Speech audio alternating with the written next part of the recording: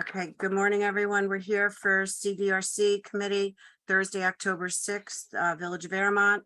The first application is the Golden Path Cemetery at 263, 273 Route 59. It's a proposed cemetery with 60 parking spaces and proposed building for services and offices with an additional 30 parking spaces. There's a proposed site plan and a merger of the lots. I believe for the applicant, we have the engineer, Dave Ziegler, we have the attorney, Terry Rice, and I'm not sure who else is on, but I'm just gonna unmute them. So, and Jacob Rackshell as well. I believe you are the applicant on behalf of the applicant. So I'm going to unmute you if you'd like to speak. Yeah, hi, this is Eli Greenberg. I'm with the Corporate and Regulatory Counsel for the applicant. Okay, thank you. Oh, and we have Ron Ryman from Collier's Engineering and Design also. Sorry about that, Ron. Forgot about you. Okay, so maybe Dave wants to start. Okay.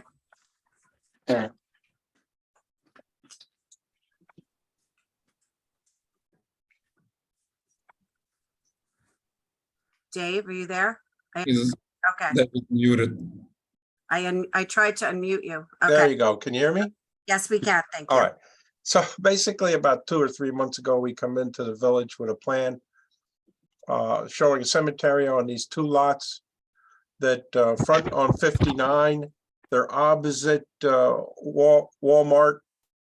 To the left of the site is a strip mall and the Ramapo police station.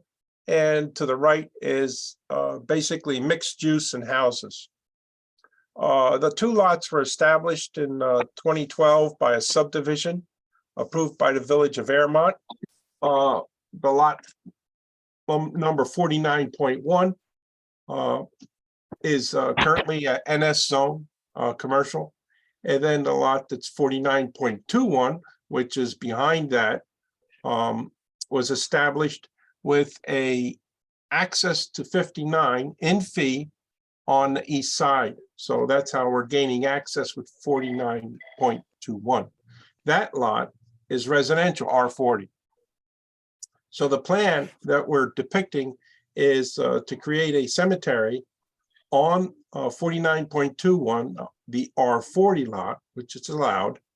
And the cemetery is depicted on the bottom half of that map.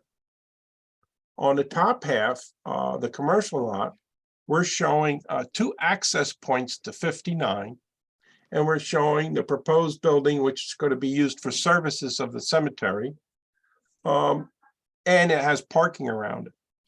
So we have 2 different uses on 2 different lots. Each one of the uses stand on its own.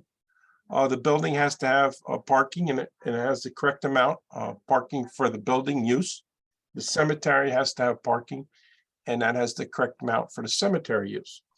The access would be a part of the project, and it would be built together and used together.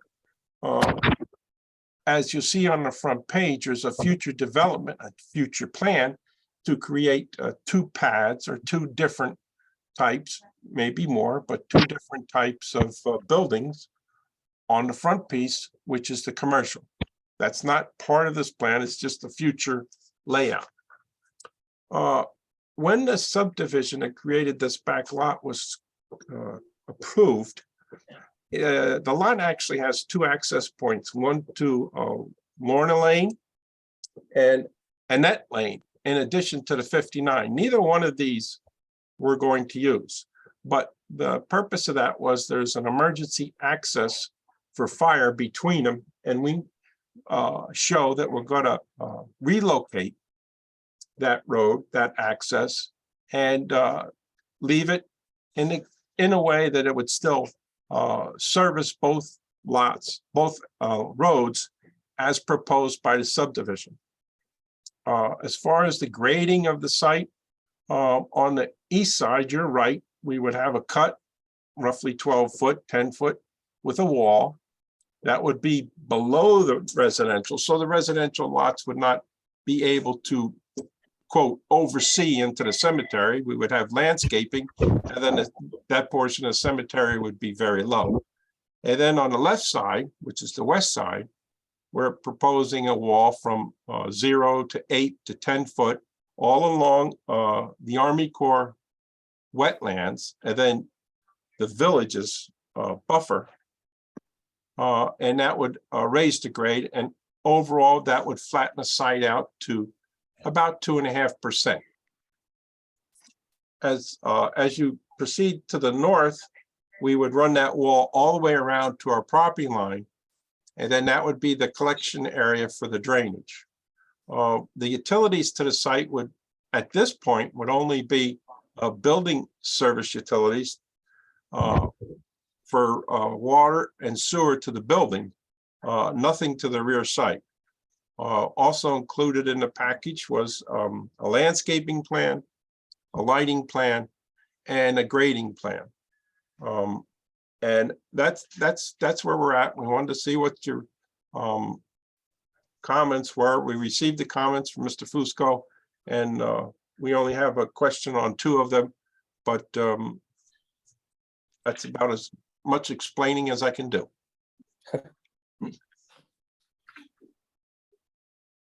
Dave, can I just ask a quick question? Sure. Your narrative indicates that there's an existing Tolman Cemetery, but I didn't see it on the existing condition map. Could you just indicate where that's located? Yeah, it's up in the top right corner, adjacent to 59. We touch it on that leg going out to Route 59. Oh, it's a small cemetery then. Yes, Okay. Thank you. you're welcome. Dave, I shared the screen if you want to pull up the map at all. It's up to you. Yeah, I don't. I don't, if anybody has any other questions, I Dave, could. you're hiding your face anyways. Maybe we should look at the map.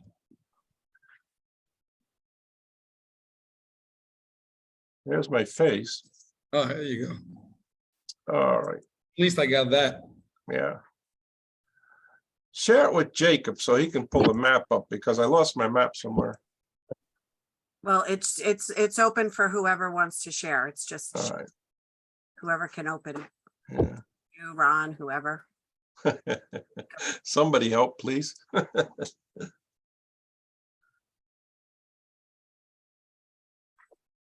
We'll try to do it. Give me a second.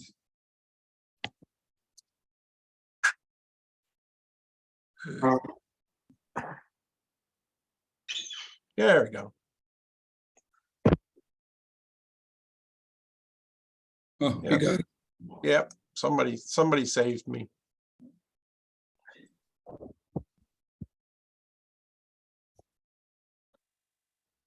Yep. So basically, that's page 1. And at the top, you see the line going from east to west right through the property. That's the property line. And it's also, in this case, the zone line. And then you'll see the road on the right side going out to 59. That's the flagpole, as you might say, for this lot in the back. And that's the use for cemetery. That's a R40 lot. And then in the front, you'll see the proposed buildings on both sides of the second access. Both of those access points, Ron can discuss, but they're limited access. And then the wetlands on the left was flagged. We're still waiting for the Army Corps to do an inspection on it and give us back a delineation approval. Right, so Dave, this is Ron. So Yes, just since you mentioned the site access, so we worked with Dave's office to, come over to, circulation plan, a driveway, plan that we were ready to share with you guys as well as with the DOT to get their feedback. So the westerly driveway, it was moved kind of in between the Dunkin' Donuts and Burger King driveway and the right turn out driveway with Walmart. Gives good separation, won't affect the turning movements at the Burger King, Dunkin' Donuts. And one benefit we have along this corridor is that you have the 2-lane left turn lane. So, that's something that by default, we'll have a left turn lane into the site, and that's something we coordinated with the DOT. The easterly driveway is shown as right turn in, right turn out, just as a secondary access, means of emergency access as well. And this is a plan we feel comfortable that the DOT, would, likely approve.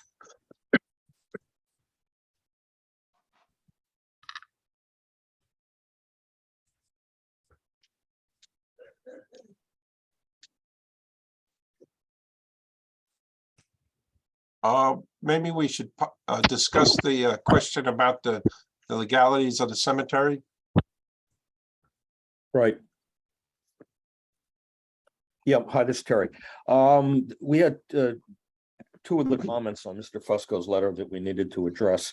One is number 4. It says it's required that the rules and regulations for the cemetery be incorporated into the site plan. And it says that the application will require submittal to an approval from the New York State Department of State Division of Cemeteries. First of all, it's our understanding that the State Division of Cemeteries does not have jurisdiction over this application because it's a religious cemetery, and instead the only approval would be the Rockland County Department of Health. And then secondly, I mean, there really aren't any rules and regulations that we're aware of, at least that I'm aware of, because although the State Department of Cemeteries may have certain regulations, they're not applicable here. I think instead what we can say on the site plan is that they'll comply with any rules and regulations that are applicable at the time, because as Dave pointed out, they may change.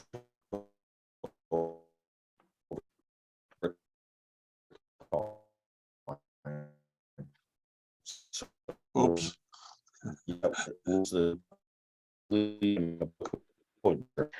Terry, you're breaking up. We can't hear you. The lot line.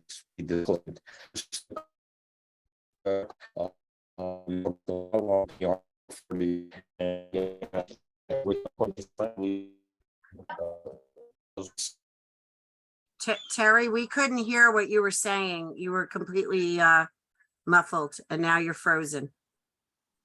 I think we have Eli Greenberg for the applicant. Is that you, Eli? Yes, yes, that's So can you explain, can you jump on that comment, please? Lost. sure, sure.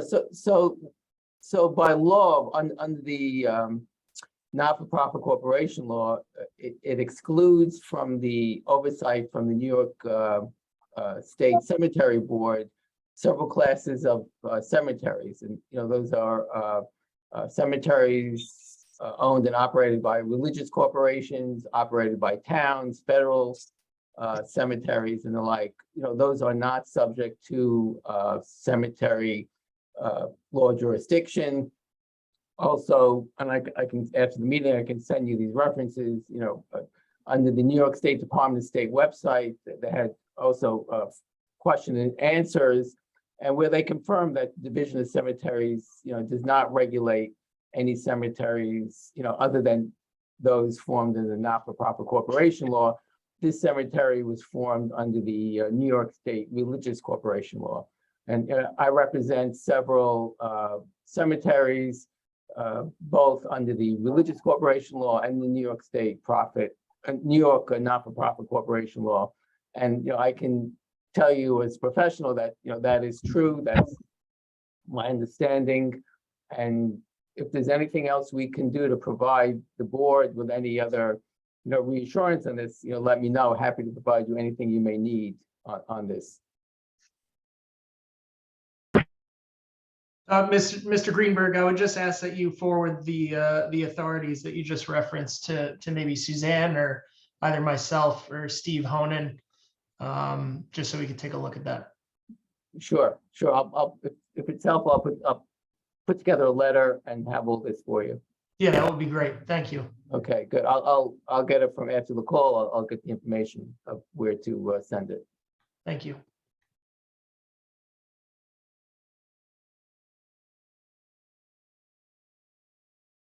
I don't know if Perry can hear us, but Perry's second answer had to do about the consolidation of the lots, and at this time, we're not we're not thinking about consolidating the lots since we have two different kind of zones going on. So at this time, we're not thinking of consolidating the lots. I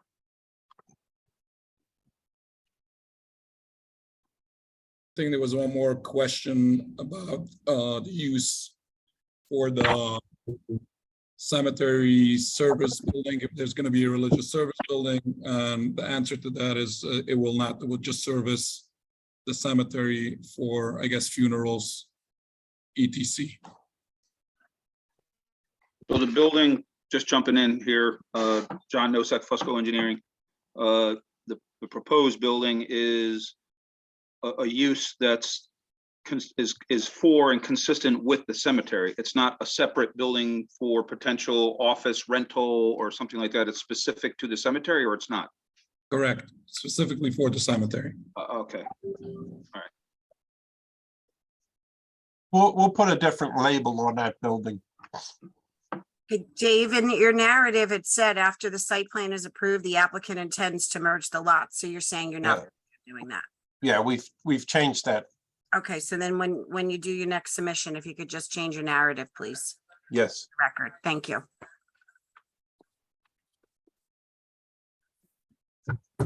I do have a question.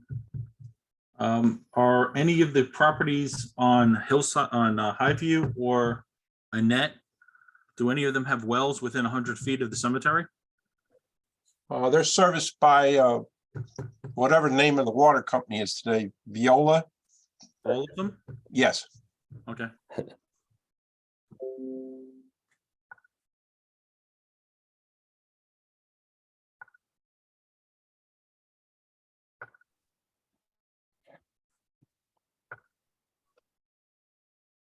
I would suggest that the existing condition map to show the existing cemetery. No problem.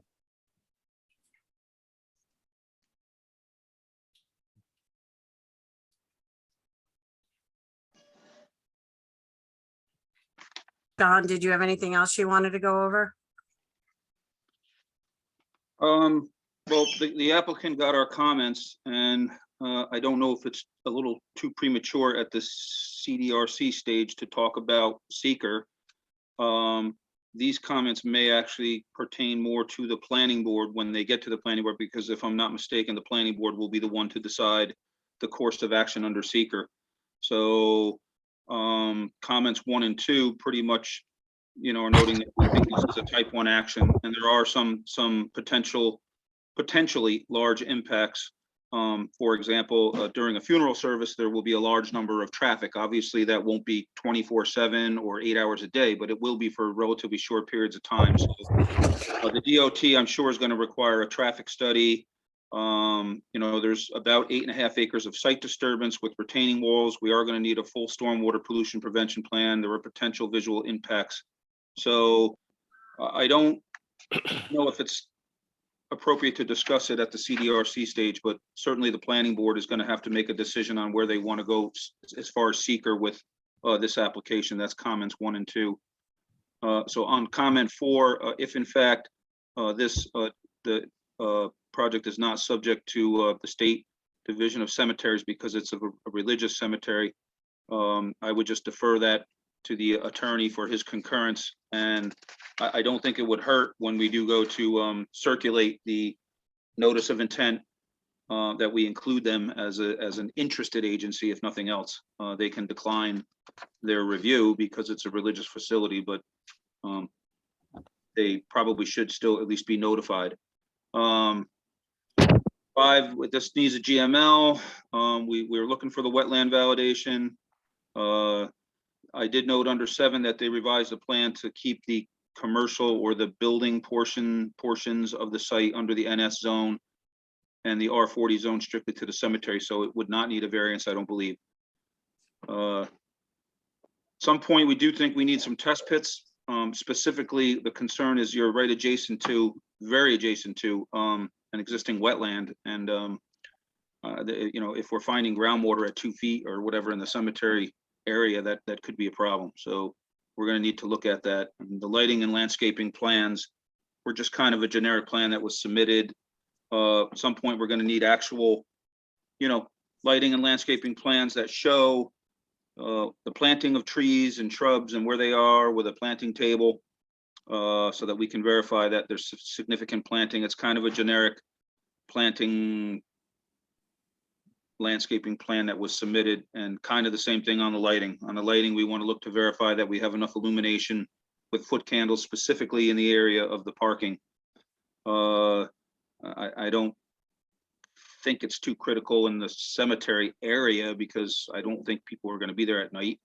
There might be some low-level walkway landscaping, lighting, so that people don't trip when they're in the walkways, maybe something like that. But comment 11 talks about some visual impacts that the board will need to discuss. I don't know if the CDRC will do that or if that will happen at the planning board. And then I have a bunch of engineering comments that kind of overlap the last one. We do need a full SWIP, and it's a fairly significant one. There's a lot of area site disturbance. There's a lot of impervious area. So that's going to have to be done. The engineer knows that. So I believe he's working on it. A lot of details that are going to need to be put on the plan, things of that nature. Just seeing if there's anything that we really need to discuss, because most of it's cookie cutter engineering stuff that needs to be on future plans. I don't think the engineer has any problem with those comments, correct? No, we don't have any problems with the comments as you discussed, no. Okay. Buildings A and B are shown on the plan as future, but you're not proposing them at this time, correct? Correct. Okay. I just wanted to verify that because it's a little confusing. It shows the building, it calls it out as future, but the question is it being submitted for approval now, but it's not going to be built now? It's not. It's just shown for the future, and probably a note on the plan that at that time that you want to build on those, you would come back to the planning, to the CDRC and the board. We'll label that different so it's clearer. That kind of sums up our comments. The only comment I had was as far as seeker. I mean, I between the traffic and the drainage and so forth, that reports that will be submitted, I think we can hopefully avoid an environmental impact statement, because I think we can demonstrate lack of any impacts by those reports. And the only other thing I would add, I mean, if the division of cemeteries doesn't have jurisdiction, I think it just confuses things and muddies the record if they're listed on the EAF. I'll leave that up to you guys. I can discuss that with the attorney. So I'm not 100% sure that they wouldn't want to at least know what's going on, even if they don't have jurisdiction. Yeah, I think Mr. Greenberg was going to provide the authority. I know it's in the NPCL. And I briefly took a look at the application. I just want to make sure that everything's in order. Great. Yeah, we'll get you that confirmation quickly. Yeah, I don't want to give an answer off the cuff, so.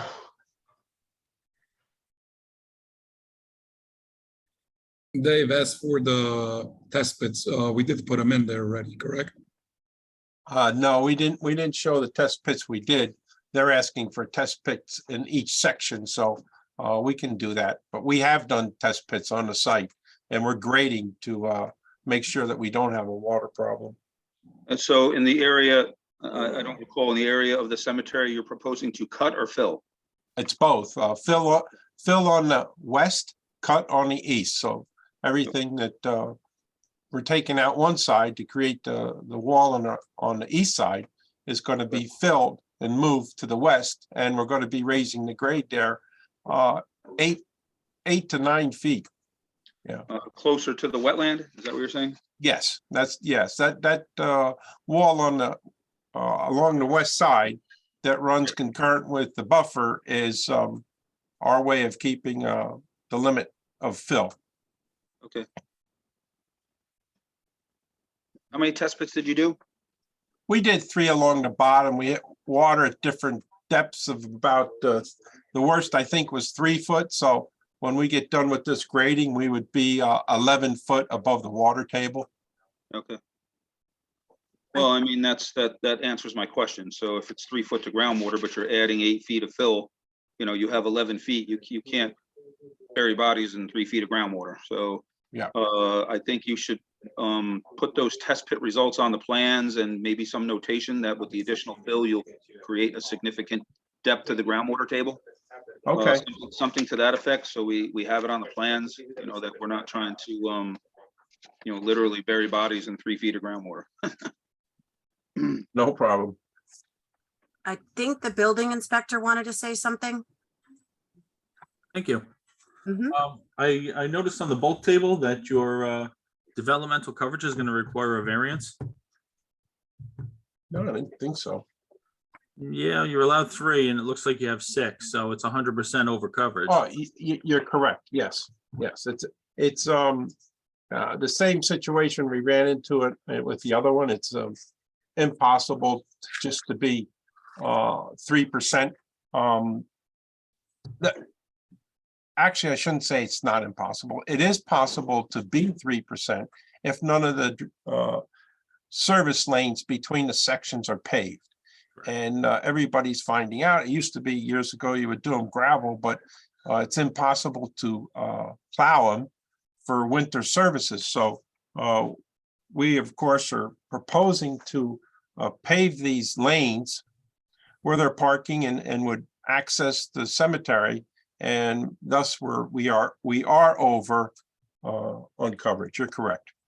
So this is for, because prior to today, we were under the impression that this was all going to be one site, total development. Now there are 2 separate parcels. So Right. the commercial parcel would now require a variance for lot coverage. Is that correct? No, it's just the cemetery does. Yeah. Okay. And the reason, because we're paving the service roads between the sections, not making them gravel. Okay. I have another question. Those lines that are between plots, are those concrete walkways or what are they? Yes, they're actually walkways. All that's included in the coverage also. And you're still only at 3%? I mean, it's 6%? Yeah, because the wetlands. The wetlands really offset the number. You would think looking at it would be higher, but not when you start adding in the amount of wetlands.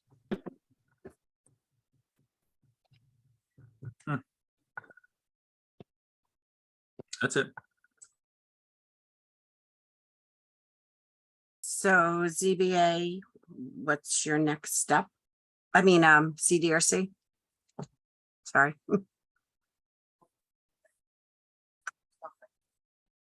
By the way, the first planning comment, as far as involved agencies, the ZBA is not listed, so that should be listed. Correct. We'll add that in there. Well, what we would do is address these comments and reapply for the next available meeting after we apply, unless there's some other choice. Which meeting are you referring to? I don't know, because I got to get this together. It might be more than a month away. We have to definitely address the traffic and the landscaping for the sight lines. So we would want that, because if we go to the planning board, we don't want to create an issue that they might think is a pos decet. So I would say at least at the earliest would be 2 months. As far as the stormwater pollution prevention plan, at least to identify the type of treatment you're going to use. I don't know if you're doing detention ponds, bioretention areas, or at least identify on the site where those areas are reserved. I mean, the more the complete the stormwater pollution prevention plan, the better. But I mean, I don't think it has to be 100% to go to the planning board, but enough that we know where all the storm draining is going and where it's going to be treated and so forth. Right. Well, we would prepare a concept plan, and that would give you the details. Yes. I think this would need to come back to CDRC because we're missing a lot of information right now. I mean, John, I don't know how you feel about that.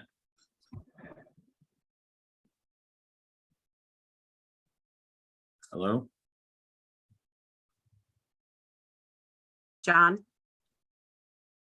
do you concur with Lou that it should come back to CDRC with the changes? Yes, Okay, yes. so Dave, I believe you have the CDRC schedule, but I can resend it to everybody. So I that, have it. Yes, I do. okay, This time I do. it's fine. That's fine. All right, so this will be, you'll make your updates, revisions, Yes, changes, and come back to CDRC. right. Okay. All right. Thank you. Thank you, everybody. Have a great day. Thank you. Thank you. Bye. Thank you. Okay, bye. The next application is Club Pilates Suffragette, 5 North Airmont Road, regarding a sign permit, and it shows the current sign layout. And I believe we have Mr. Gregory Winters on.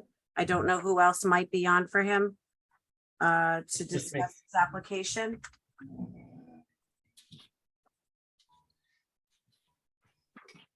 You want to present your, and then let me just share the screen in case you want to pull anything up. Oh, wrong thing. All right, it's shared if you wanted to pull anything up, Greg. Okay, well, basically, I inherited this problem with my Club Pilates in Suffern. I'm trying to get the signs approved.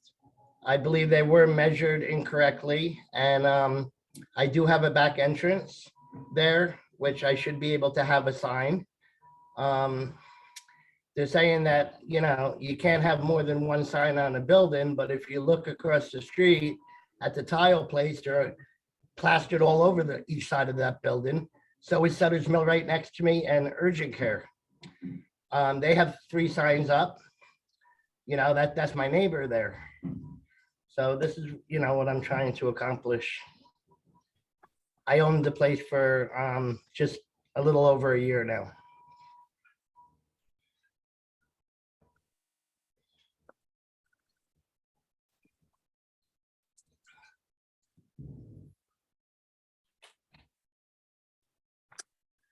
Lou, do you want to say anything? Done with that was it? I don't know. Okay, all right, this started with a violation in 2019, prior to this gentleman becoming the owner. They had multiple signs. They were approved for a sign, which was passed through by the village code. It was installed, and then for whatever reason, by driving by one day, the sign changed size and the number of signs changed. So there was a violation issued 10/1/19, multiple violations. An appearance ticket was sent out 1/26/21. They saying that the renter did not address the situation with additional signs and in difference to the code of the village, installed larger signs than previously approved. The sign that was reissued, violation was reissued 11/18/21. And a court date with appearance ticket was issued 12/14/21. So there's the issue was the original sign was approved for a certain size, which met village code. The village code is very specific on a sign for buildings that are multiple buildings in one location. Looking for my notes.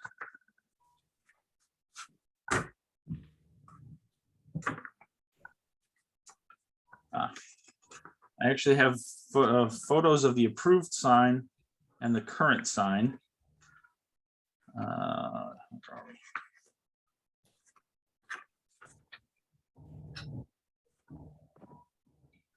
The sign is okay.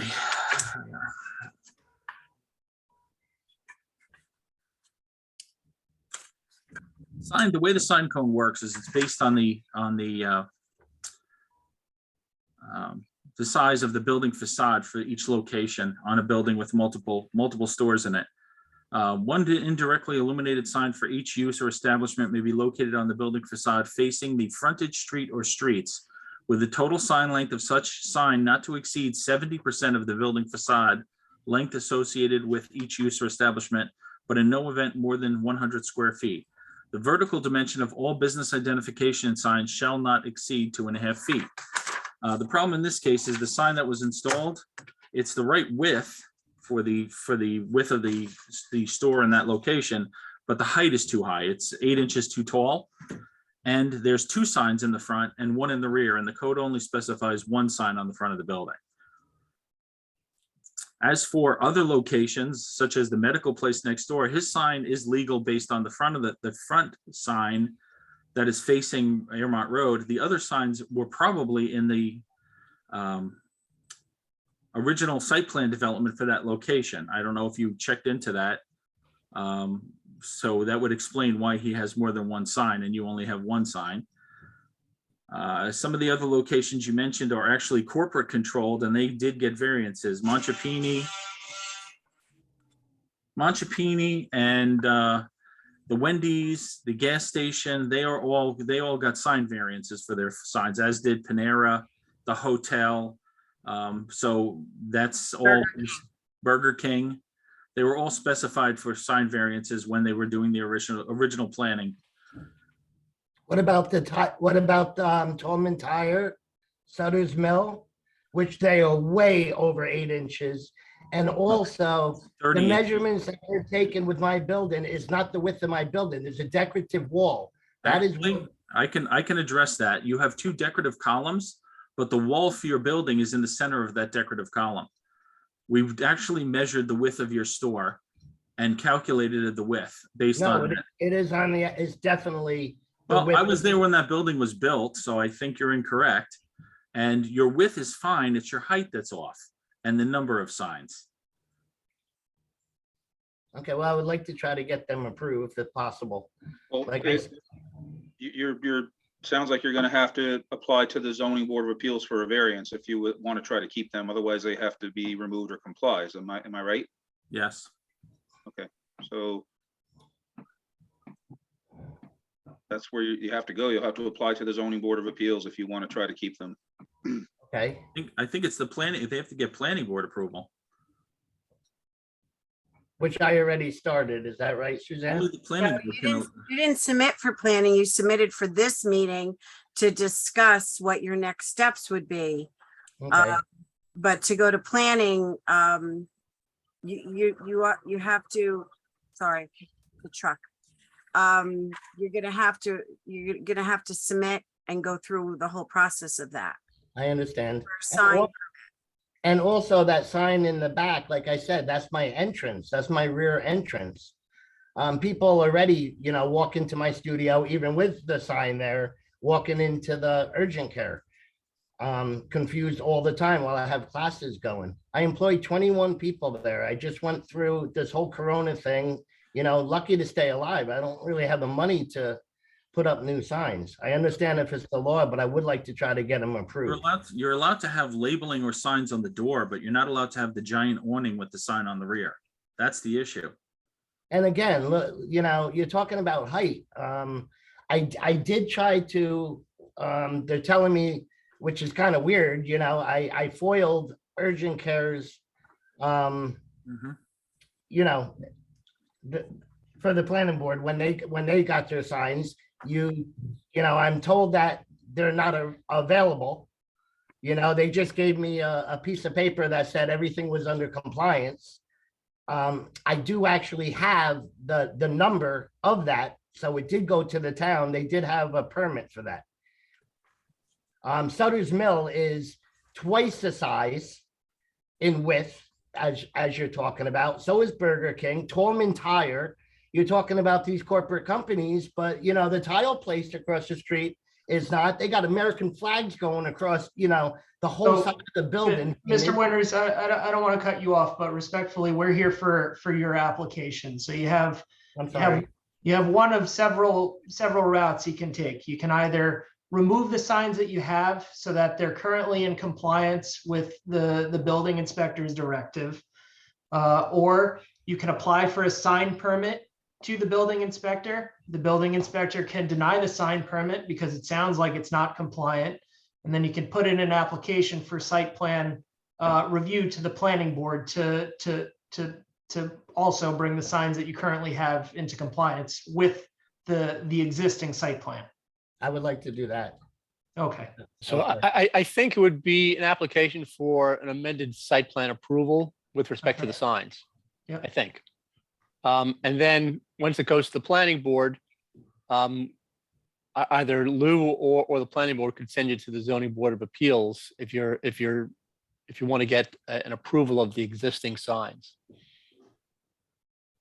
Okay. Whatever it takes. Thought only the planning board could approve signs that were not approvable by the building inspector. My understanding is that if it's if it's in the zoning code as a certain size, that he'd have to get relief under the code from the zoning board of appeals. I haven't looked in detail what his application is, but let me ask you this, Mr. Winters, are you before the village justice right now for enforcement actions? yes, Yes, sir. And typically what happens is when you're before those boards, if you indicate to the judge that you're looking for relief from the zoning violation generally, my understanding. I haven't seen the violation, but usually it's a violation of the zoning code. Then you ask for relief from the zoning code. Either you remove the signs and you comply, or you go to the zoning board of appeals and ask for relief from the specific burden of the code with respect to your sign. Okay. But I think the style of the sign, I think, is under the purview of the planning board. I think the size of the sign is under the purview of the zoning board of appeals. Code 210-65 for permanent signs says if the sign permit has been denied by the building inspector, the applicant must submit an approval to the planning board for either site development plan approval or sign plan approval, whichever is applicable. Upon approval of the site development plan or sign plan by the planning board, a copy of the approved plan should be transmitted to the building inspector for review. Lou, the part of the code that you're talking about, sign violation, is it the zoning code? Yeah, 210-65 is a zoning code. Yeah, I Yeah, think- so I'm just, it's just unusual, because normally any variation of the zoning code goes to the zoning board of appeals, but they may have, for whatever reason, decided that the planning board is going to take care of it. So that would be good for you. Actually, you'd remove a step. You wouldn't have to go to the zoning board. I know when we did Monchipini, they went before the planning board, and so did Burger King. yeah, and then they had to go to ARC as well. Correct. Confused. Okay, so that's great. Then you don't have to go to the zoning board. Okay, Save you a step. And the judge is working with me. He's giving me time because I was gonna go, before them, but I know I had to go to you first. Good. all right, so he needs to apply to the planning board. That's my, according to what Lou said, I think that's correct. Excuse me. All right, Right, as far as one quick comment, this is not a freestanding sign. This is signs that are mounting on the building itself, correct? Building mounted. And one is just a sticker on the awning, Okay, but it's, or painted, I'm not sure. so, I mean, in terms of like site plan review, there really isn't any, but we do need to see, some sort of sketch or plan of what you're proposing, Mhm. like on the building itself. Yeah, even I though got it's- those Even though it's too. existing. I just spent over $400 to send you guys photos of that. I had the sign company measure everything and, And the awning is part of the site plan already? No, Then that would have to be, I believe that's an awning, I think, correct me if I'm wrong, Lou, but I think that's part of the site plan approval. yes, it is. so he would not only have to submit for a sign plan, he would have to submit for a site plan, amended site plan.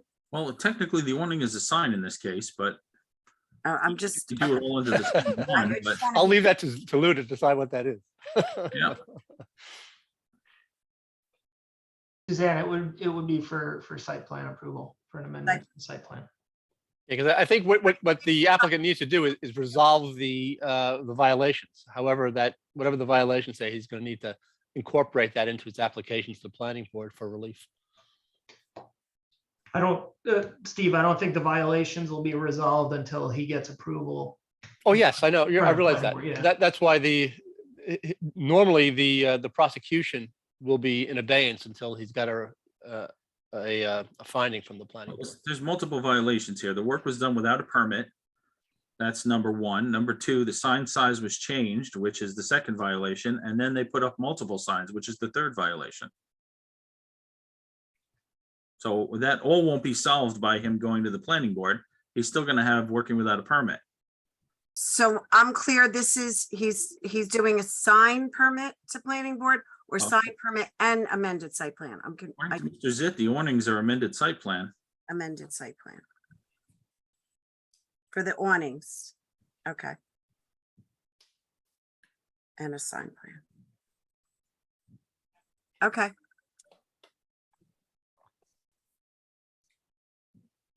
Anybody have anything else for this application? Is Mr. Winters gonna have to come back here for this? Well, that's up to you guys to make sure he has the right information to submit to the planning board. Yeah, I mean, I just don't want, I believe he's gonna have to submit a building permit first. Okay, I think you're right, Lou. I think- under 21065, yeah. Yep, right, so so. was acquired. That'll try and get rid of one of the violations. permit Where you're gonna do a denial and then we're gonna use that denial and he'll have to The planning submit board, a sign plan and go to planning board correct. for an amended site plan. On the signs. Yep, So do you want him to come back here to see that he has what he needs to go to? No? Okay, I don't need it. you guys are CDRC. I'm just, It's up to John. I don't think John needs it either, though. okay. All right. Okay. All right, so we're done with this application then. Thank you for your time, everybody. Thank you. Thank you, Mr. Winters. Good luck. Sure. Okay, the next application is Stage Street, 124 Route 59.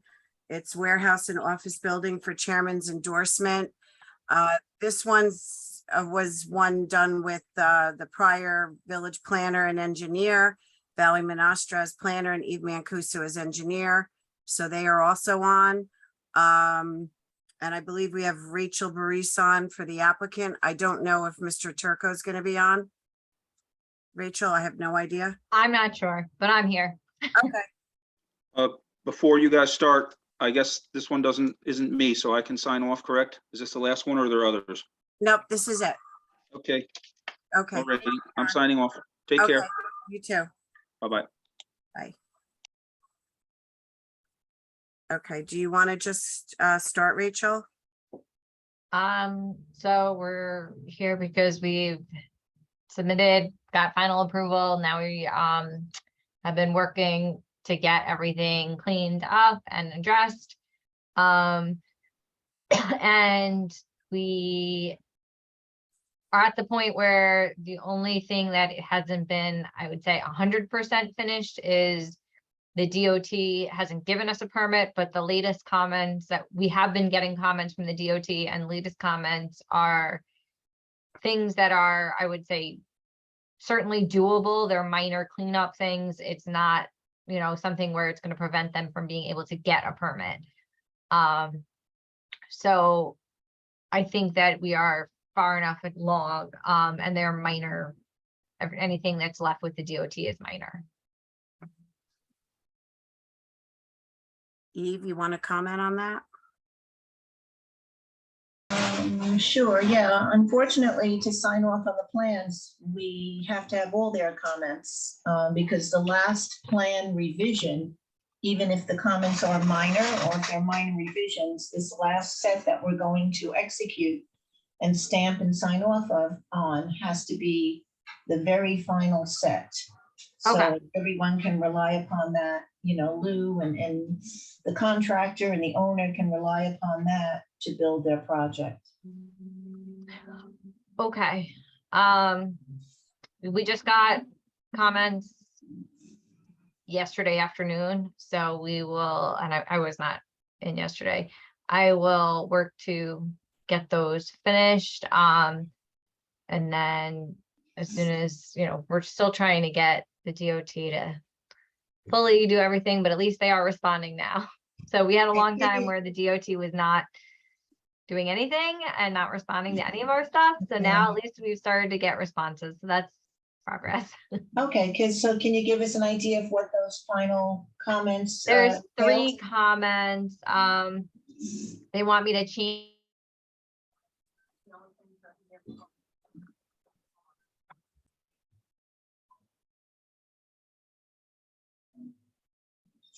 Rachel, you're frozen. We can't hear you.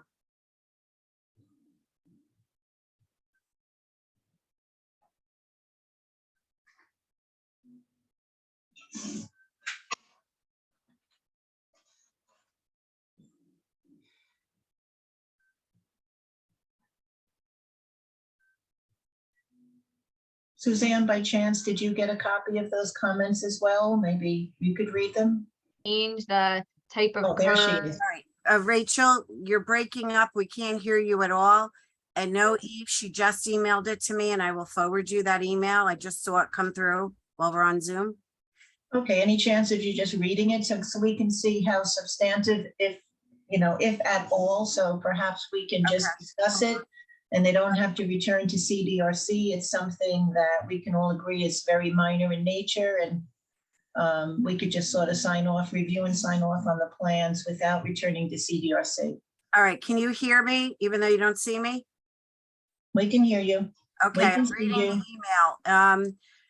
email. For the curb and shoulder detail, please change the curb to type VF6 in the New York State DOT right away.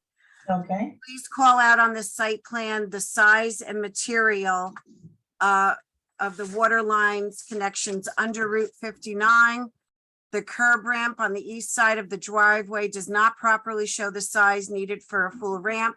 To properly get the required slopes of some of the curb ramp may need to go into the next property. okay, so it's essentially I'm all. trying to let her in now. She just asked me to let her in while I was reading.